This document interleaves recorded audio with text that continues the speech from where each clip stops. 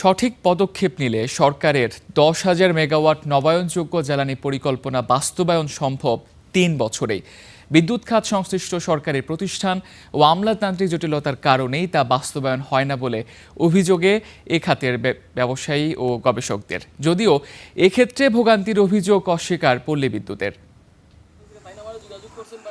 2030 সালের মধ্যে নবায়নযোগ্য উৎস থেকে 10,000 মেগাওয়াট বিদ্যুৎ উৎপাদনের লক্ষ্য সরকারের, আর তা বাস্তবায়নে 2026-27 অর্থ বছরে সবচেয়ে বেশি রাজস্ব প্রণোদনা দেওয়া হয়েছে সোলার প্রকল্প বাস্তবায়নে। তবে নবায়নযোগ্য জ্বালানি নিয়ে সিপিডির আলোচনায় সোলার খাতের ব্যবসায়ী ও বিশ্লেষকদের মত, শূন্য থেকে দাঁড় করাতে এ খাতের জন্য আরো বেশি ছাড় প্রয়োজন।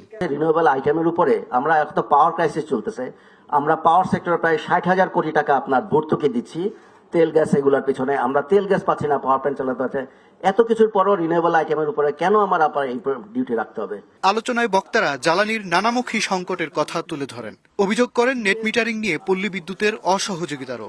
তবে পল্লী বিদ্যুতের অফিসে কোনো ফাইল আটকে থাকে না বলে দাবি বিদ্যুৎ কর্মকর্তার। কোন জায়গায় কয়দিন আমাদের টেবিলে কোনো এই ধরনের কানেকশন একটা দিন তো 1 ঘন্টা কেউ ফাইল হলে রাখে না। তবে আমি বলি আপনাদের যারা বড় কানেকশন নেবেন, মনে করেন 5 মেগাওয়াট 10 মেগাওয়াট আরো বেশি নেবেন, আপনারা অবশ্যই আপনার ডিজাইনটা জমা দিবেন।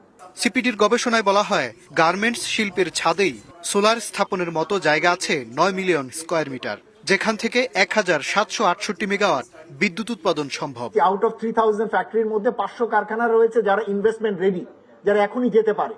কিন্তু এর বাইরে আরো প্রায় 1300-র মতো ফ্যাক্টরি রয়েছে যারা সাপোর্ট পেলে তারা যেতে পারে। মাজহার মাহবুব, স্টার নিউজ, ঢাকা।